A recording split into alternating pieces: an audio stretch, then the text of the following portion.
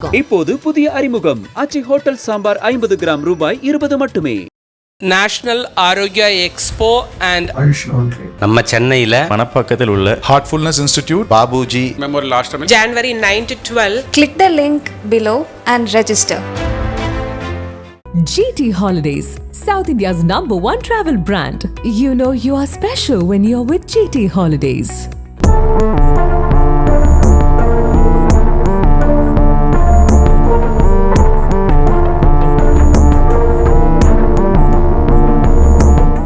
தென்காசி மாவட்டம் சேர்ந்தமரம் அருகே உள்ள அரியநாயகிபுரத்தை சேர்ந்தவர் 42 வயதான முருகசெல்வி. இவர் பீடி சுற்றும் வேலை செய்து வரும் நிலையில் அவரது கணவர் 6 ஆண்டுகளாக வெளிநாட்டில் வேலை பார்த்து வருகிறார். அதன் காரணமாக முருகசெல்வி தனது மகளுடன் அரியநாயகிபுரத்தில் உள்ள அவரது வீட்டில் தனியாக வசித்து வந்துள்ளார். இந்த நிலையில் சம்பவத்தன்று காலை சுமார் 7 மணியளவில் முருகசெல்வி வீட்டு குளியலறையில் இருந்து ரத்தம் வடிவதாக வீட்டிற்கு பால் ஊற்ற வரும் இளைஞர் கூறியிருக்கிறார். உடனடியாக ஊர் மக்கள் அங்கு சென்று பார்த்தபோது முருகசெல்வி குளியலறையில் கம்பியால் குத்தப்பட்டு சடலமாக கிடந்துள்ளார். அதையடுத்து சம்பவம் குறித்து காவல்துறையினருக்கு தகவல் கொடுக்கப்பட்டிருக்கிறது. அதன் பேரில் சம்பவ இடத்திற்கு வந்த போலீசார் முருகசெல்வியின் உடலை கைப்பற்றி பிரேத பரிசோதனைக்காக நெல்லை பாளையங்கோட்டை அரசு மருத்துவக் கல்லூரி மருத்துவமனைக்கு அனுப்பி வைத்தனர். இதுகுறித்து வழக்கு பதிவு செய்து ஏடிஎஸ்பி சங்கர் மற்றும் டிஎஸ்பி மீனாட்சிநாதன் உள்ளிட்ட அதிகாரிகள் தலைமையில் விசாரணை மேற்கொண்டு வந்தனர். முருகசெல்வி சடலமாக மீட்கப்பட்ட போது அவரது கழுத்தில் இருந்த 4 பவுன் சங்கிலி காணாமல் போயிருந்தது தெரிய வந்தது.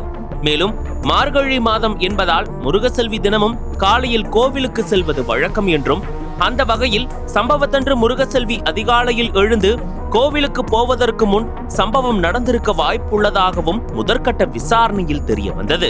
இந்த நிலையில் காவல்துறையினர் முருகசெல்வி இறந்து கிடந்தது குறித்து முதலில் தகவல் தெரிவித்த பால் ஊற்றும் இளைஞரை பிடித்து விசாரணை நடத்தினர்.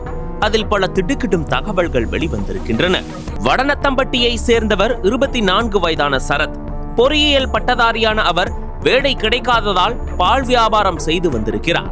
அந்த வகையில் அரியநாயகிபுரம் கிராமத்திற்கு சரத் பால் ஊற்றி வந்திருக்கிறார். அப்போது வீட்டில் தனியாக மகளுடன் வசித்து வந்த முருகசெல்வியின் கழுத்தில் 4 பவுன் தங்கச்சங்கிலி இருப்பதை நோட்டமிட்டு அதனை எப்படியாவது பறிக்க வேண்டும் என்று திட்டம் தீட்டியிருக்கிறார். அதன்படி சம்பவத்தன்று அதிகாலை பால் ஊற்ற வந்த சரத் முருகசெல்வி பாத்ரூமில் குளித்துக் கொண்டிருப்பதை பார்த்துள்ளார். இதனை தனக்கு சாதகமாக பயன்படுத்திக் கொண்ட சரத் பாத்ரூமுக்குள் நுழைந்து முருகசெல்வியின் கழுத்தில் இருந்த 4 பவுன் தங்கச்சங்கிலியை பறிக்க முயன்றுள்ளார். ஆனால் முருகசெல்வி கத்தி கூச்சலிட்டதால் அருகே கிடந்த கம்பியை எடுத்து குத்தி கொலை செய்துவிட்டு 4 பவுன் நகையை சரத் பறித்து சென்றது தெரிய வந்தது.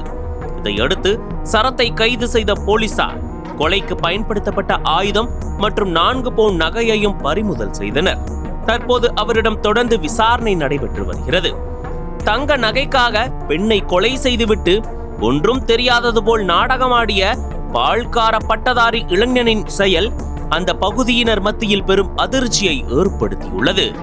நேஷனல் ஆரோக்கியா எக்ஸ்போ நாயுஷ் கான்க்ளேவ் January 9 to 12 வரைக்கும் Chennai Heartfulness institute Babuji memorial ashram மணப்பாக்கத்தில்.